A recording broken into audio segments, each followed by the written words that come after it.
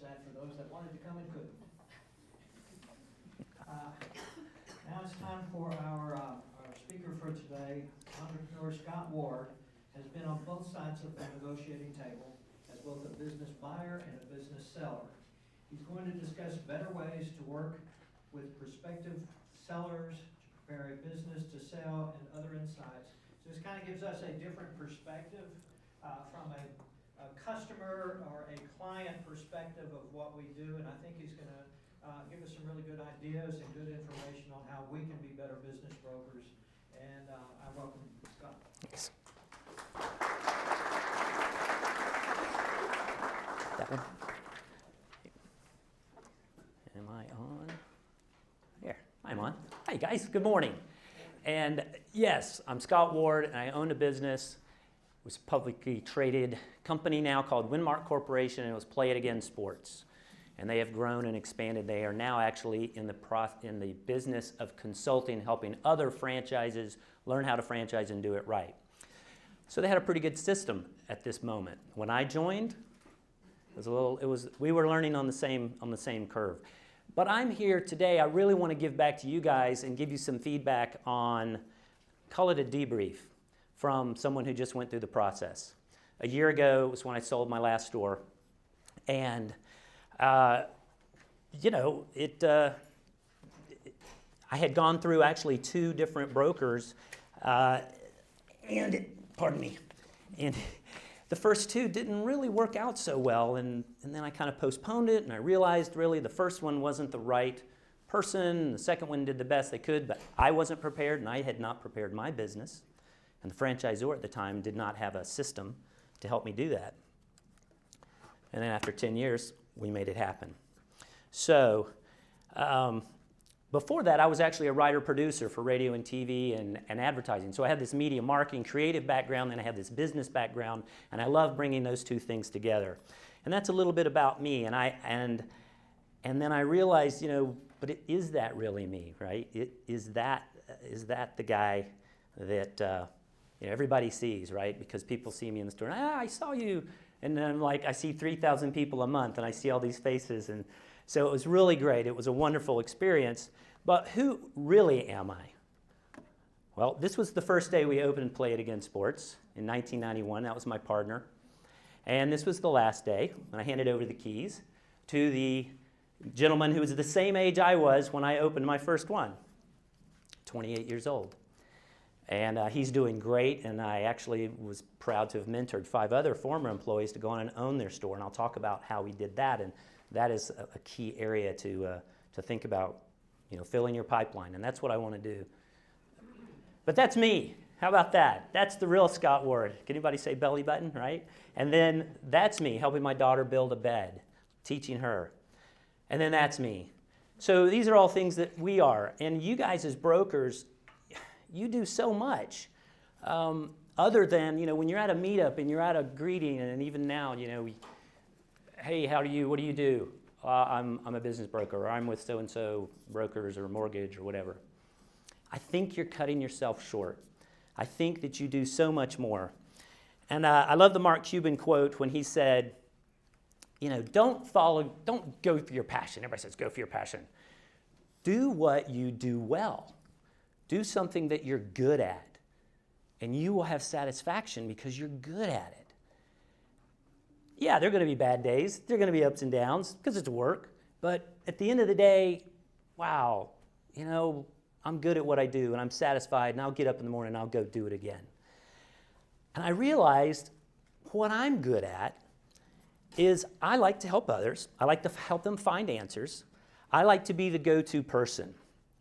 I like to figure out a strategy to a solution, enable, empower that person to succeed, and then continue succeeding on their own.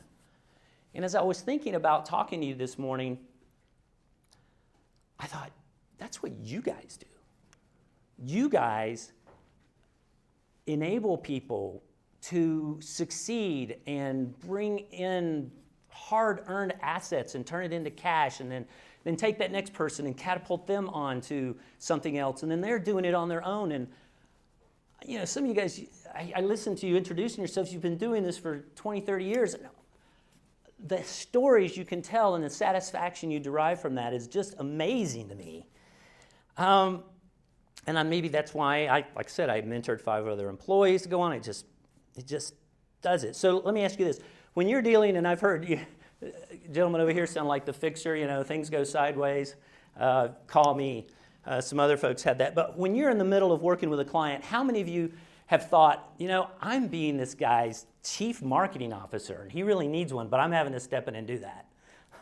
Or, I'm having to be the human resource manager to help him figure out how to sell this business because he's kind of gone a little sideways.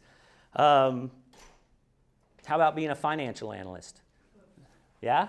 You feel like you've been a financial analyst and it's, wow, I didn't realize that was going to be part of my job description when I started brokering businesses. How about a psychiatrist? Anybody want to?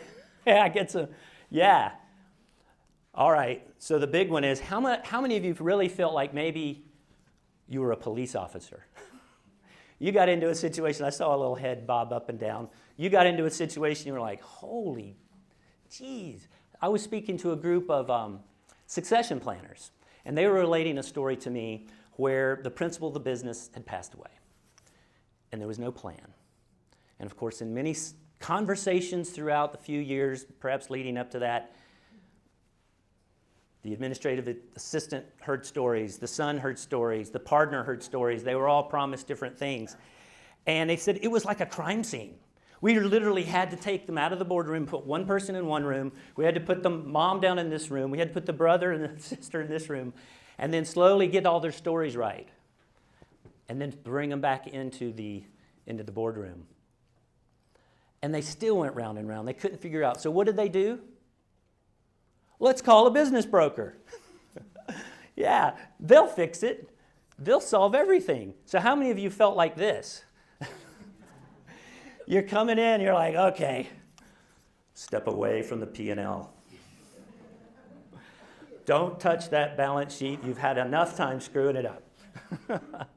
So you guys are successful at doing all of these things, and you really don't give yourself credit for it, I think. You're so much more than just a business broker. So yeah, you're like a death-defying ninja or whatever. So let's rewire our brains. Like when I was at Play It Again Sports, and I would be at a meetup or I'd be somewhere, and someone would say, well, so what do you do? I'd say, well, I run a sports store. Oh, that's mildly interesting. But if I said, well, in the last 30 days, I saved 5 tons of equipment from going into a landfill, and I enabled 3,000 children to participate in sports that their parents otherwise couldn't afford. You got my attention. You guys have those same stories, and I heard a few of them. You had some good interests. You have so many examples of where you say, gosh, I enabled a person to maybe delay marketing their business for 6 months so we could get their P&L, but we in turn sold it for a 5% premium in a quicker time than it ever would have sold because we worked them through that process. Or innumerable things. We worked with their people and their employees to make sure that they were prepared for the sale of this business at the key levels, so that everyone made a smooth transition. It wasn't a surprise. And not only when the new owner came in were the employees invigorated, empowered, and excited, it immediately made their productivity jump. Instead of having to like, oh God, we got a new owner and there's all this craziness. You guys do that. So I've come up with your intro. When you're at the next party and someone says, well, what do you do? I harvest hard-earned assets. I catapult future businesses, and I preserve the American dream. And you laugh because you're so humble, but it's true. You do this, and you deserve that. So the number one thing with filling your pipeline and getting more people to think about you, because you guys have a long pipeline. You're building relationships that sometimes take years before someone actually says, yeah, I think I'm ready to sell this business. Or I'm ready to quit my corporate job and I want to buy my own business. Or whatever the reason is, my son's coming out of school. We want to go in together and buy a business. So that pipeline starts with how you position yourself in people's minds. So that's the number one takeaway. If there's anything that this wonderful breakfast that was provided for our sponsors, thank you very much, SBA. Take away how you initially position yourself in people's minds at the beginning of your relationship. Now, going back to kind of how I sold my business. I really was able to go through, and the first broker, I don't know where I met them, but I had their card, and I called them, and I said, I think I'm ready to sell my business. I'm going to cringe, and you're going to cringe. They charged me $1,000. Almost 2 months later, I'd never heard from them. They gave me a recap of all my financials, basically summarizing everything in a booklet document, and I never heard from them again. So maybe they listed me, maybe they didn't. I don't know, but I was very young. I was some of those, but I was just frustrated, and so okay, we're going to work on this for another year. And then got a little smarter, and I hired a representative from a larger regional brokerage, and she was great. And she did the best she could, and she produced a nice package, and I'm sure made some phone calls. But it was my fault still at that point, and I had not developed my P&L and balance sheet in the proper way to make it sellable. For what I really knew it was worth, and you hear that from all the small business people, right? Yeah, this is worth more. But I knew in my heart of hearts that I wasn't doing it correctly. And so the one lead we got was actually one that I had generated, but it wasn't my fault. So I said, okay, let's really restart my whole thinking. So we delisted the business, and I spent another 10 or 12 years working hard, building the business, all back in. And during this interim, the franchisor had come up with finally a resale program. Also during the interim, I was elected to be the regional representative for our franchisees at our Franchise Advisory Council. And then subsequently, they elected me to be the chairman of the Franchise Advisory Council for Winmark. So I got this overall, drone view of what resales were going for around the country with similar margins, similar inventory, similar markets, all of that stuff. So I had a pretty good idea now of what I thought my business could sell for. And they had a plan. So I've developed a 5-year plan where I would really take 3 years of that 5-year plan and work on super cleaning my P&L and balance sheet for 5 years.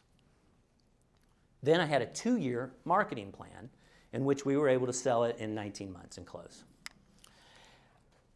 Part of that, and I know some of your evaluators, was to get a third-party accounting firm who was familiar with the used business.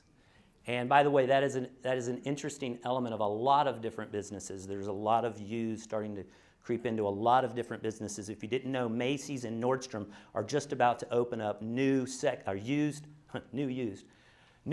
in their store that deal with selling used clothing. Because if you guys have sold one of those businesses or been a part of one, the margins are outstanding if you do it right. So I understood the margins. I understood all that. By polishing it up, so I sent it to this third-party evaluation accounting firm, and they knew the used model and the margins. They came back and gave me an evaluation that was 15% higher than what I had thought it was. So how many small business people do you run into that their business is actually worth a lot more than what they say it is, right? You love that one. So I felt pretty good about that process. Now, let's go forward here. So the main thing is, know your business, and I understand that a lot of you have specialized, and that's the number 2 thing, is make sure you not only specialize in an industry, but as a part of that, you know the new trends and technologies coming along. You understand all of that kind of thing. Because why? I love this part. You guys have struggled to fill this pipeline, and what's the most famous quote from Scarlett O'Hara there? God is my witness, I'll never be hungry again. can. Bing, bing, bing, you win. Yes. That's it. And so for people who work on commission, holy cow, if that's not our mantra. She just got finished digging a root out of the Georgia clay and gnawing on it, if you remember that. So I don't know if any of you have felt like that in your business, but it's like, it's not me, I'm not going down. So our pipeline. You've actually got two pipelines. And this is as far as acquiring, you've got your seller pipeline and you've got your buyer pipeline. Now we've got to get them to come together. And sometimes that's an art into itself. So again, think about how you're positioning yourself in people's minds as you're building their relationships. With the used industry and knowing that industry, how many people here have kids in Little League? Maybe baseball, just quick. So when you went in and you went to get that bat, you're like, I'll go pick him up a new bat. And your hands almost felt burned when you touched it and you realized it was $400. Whew, what happened to baseball bats? When a bank gives a valuation on inventory, or on lender or investor or any type, a lot of times on new inventory, and correct me wrong, my numbers may be off by some percentages here, but maybe you're looking at 60%, 60 cents on the dollar or whatever for some inventory. And used, they say used, and they're like, oh, well, that guy played against sports, 60, 70% of their product is used. We're going to give it 10, 5 cents on the dollar maybe. That would be appropriate if the underlying matrix that you really have to look at in your business was that it was dead inventory, C inventory, and not turning. So really, if you understand the used business and you look at the margins and what is turning, if you have got 60 to 70% of your inventory that's turning at 5 and 6 times at 65% margins, that's liquid gold. And that is a cash flow that now brings a whole different narrative to not only getting financing, but selling the business and getting a pipeline of potential buyers for that seller. And saying, you know, hey, I specialize in businesses that have used. There are all kinds of technology companies now that are redoing. I've got a friend that it's sonograms, new and used sonograms. I mean, there's all kinds of industries that work in this feature. So knowing an industry. Own it, embrace it, and keep going.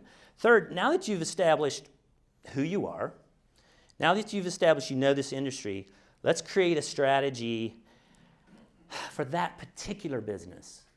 Because every single one of you have a specific story about who you are, and it's unique. And all the businesses you represent, obviously all those people are super emotionally attached, most of them.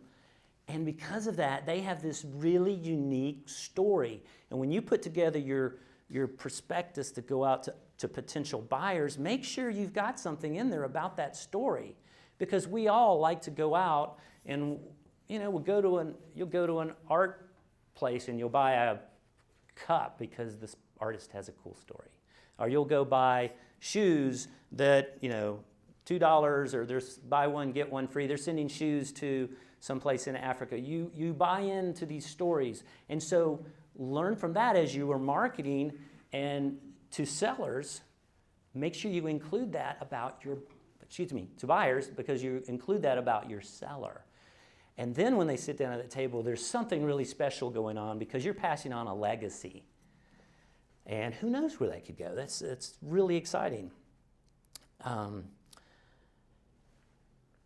So understand the industry. You've got your margins, you've got your seasons, industry trends, technology, competitors, human resource issues.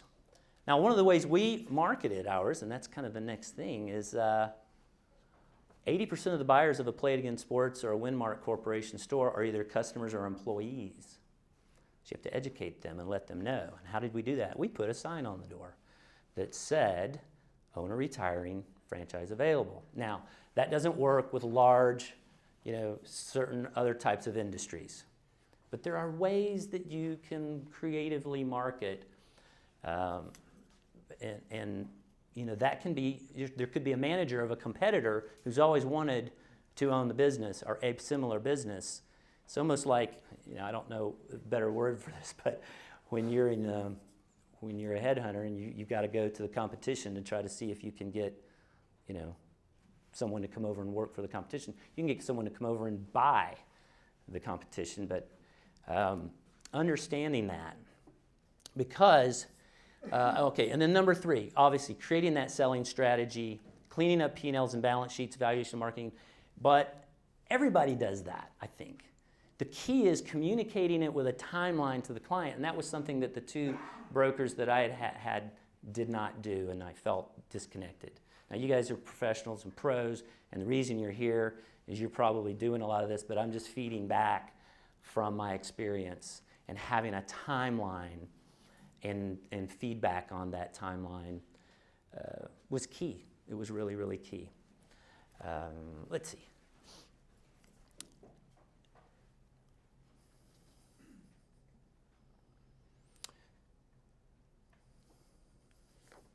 So the other thing, kind of going back into that marketing, the guerrilla marketing.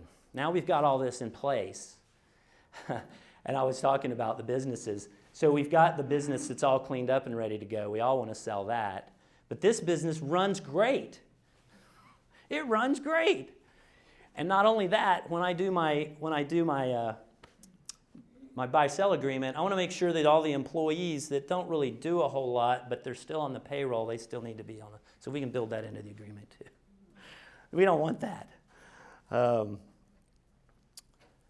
But what we did, we also did what I would call guerrilla marketing and face-to-face, which sometimes has to be what you might call hand-to-hand combat.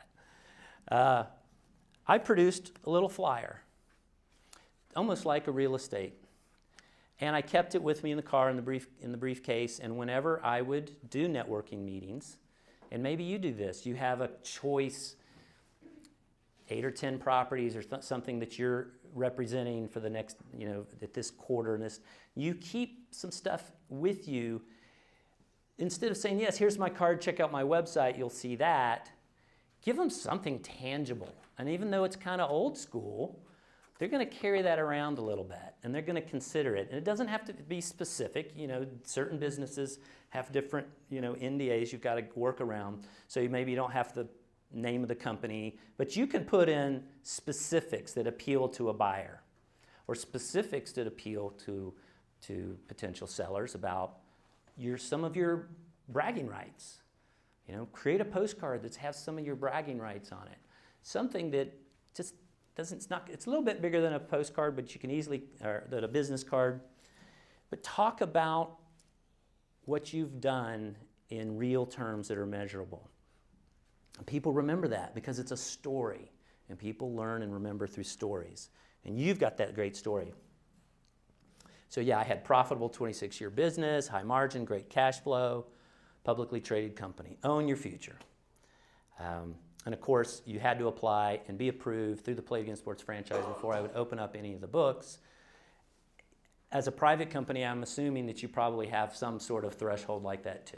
You're not going to open up the books until you have someone who's financially, shows the wherewithal to be able to do that.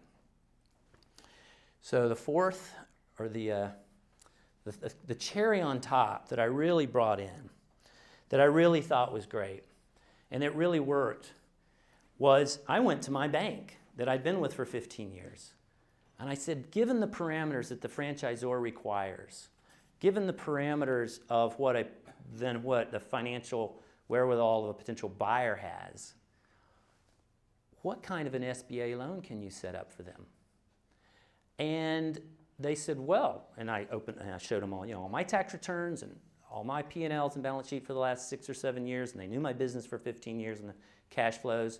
They said, well, not only can we kind of pre-approve something of this in this range, but we, knowing your business, we could probably give you a 5 to 7% bump on the guarantee.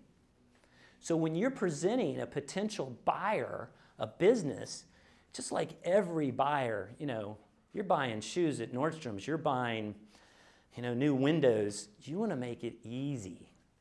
The more things you can make it easy that buyer doesn't have to do. And having, for me, what was basically a pre-approved loan, you've got this amount to deal with, So that gives them a better picture of working cash flow, what they have to have in liquid assets coming out, what they can, it's just one more little tool. And so, again, I've only done this one time as far as selling a business. You guys have done it many, many, many times, and maybe you're already doing some of these things. But to me, as a potential buyer, that was a cherry on top of something else. I don't have to think about. I don't have to pick up the phone and make a cold call to someone that I don't know. I've got kind of a pre-approved SBA. And telling these kind of stories to potential sellers as you meet, they know what kind of a person you are and what kind of effort you put forward. And you've built trust. And it could be 2 or 3 years down the road, and they're like, hey, now's the time. I know what kind of sweat, and I know what kind of extra, these industries. I've been impressed by the stories you've told me about your satisfied clients. Let's do this. I'm like, yes. Let's roll. And you go ahead. So let's kind of review this. You guys are amazing, and it's really important for you to make sure you tell people that. You're not just a business broker. So rewire how you introduce yourself. And prove it. Specialize in an industry or several industries, but know it and know those industries and those technologies. It's really great when I go to a conference and there were people that knew more about what I was doing than I thought. Because a lot of businesses, they get their head stuck in the sand and they're maybe not going to conferences. They don't want to spend that money. I know what I'm doing with my business. As we know, the old Boy Scout motto, a knife can never be sharp enough. Keep sharpening, keep learning. It's testament to you guys to drive all the distances you've come and battle traffic to come here today. Create a unique selling strategy for that particular business. Everybody makes the booklet of the sales offering and prospectus or everything about it, but do something that's a little extra for that. Tell that story of that particular business. And then sometimes you got to go hand to hand. Press in the flesh. Maybe you're calling, maybe you stop in to different businesses that are similar to the business you're trying to sell, and you just never know. When I did it, I walked around and I went to workout gyms. I went to fly fishing shops. I went to anybody and everybody that was related to the recreational industry. I went to shoe sales places, and I'd talk to the manager. I'm going, how long have you been doing this? Are you happy? Yeah, I'm happy. Would you be happier if you could make all the decisions? Where's the card? Give me a call. Think about it. Just think about it. And like I said, I had a 2-year marketing plan. So when you're not in a hurry, but you have a specific plan and you inform your client, we got a 2-year plan. Then they're not calling you 90 days later going, do we have any buyers yet? You've given them some expectations, and they're not bugging you. And then SBA approved loan. Something of that. Do some investigation on what's possible with the numbers you have and the numbers that you're going to require from a buyer. And guys, I hope that a few of these little tidbits from someone who went through the process gives you some more stuff to think about and how you market yourself, and that'll bring some people into your pipeline and get you excited because, like I said, what I think you do is great. And I appreciate you having me this morning. Has anyone ever seen that little book, Who Moved My Cheese? The little thin book's about 100 pages. And so, of course, after doing this 28 years and talking to the customer, they said, you've got to tell all these stories. So guess what? I'm telling my stories. Scabs, Scars, and Rainbows. True life stories of successful franchisee. And I've got some great ones. So, what's the scariest thing in the woods? Decision making. I've got a whole story about getting stuck in an Appalachian Trail thing and relating it. So if you're interested in seeing this, I'm publishing it coming out here in the next 2 to 3 months. I'll pass around this, or you can come up and sign up your email, and I'll let you know when it's coming out. But I thank you for your attention, and I hope you've had a great morning. Thank you. Thank you, Scott. Any questions for Scott before he Oh. leaves the platform Yeah. up here? Yes, sir.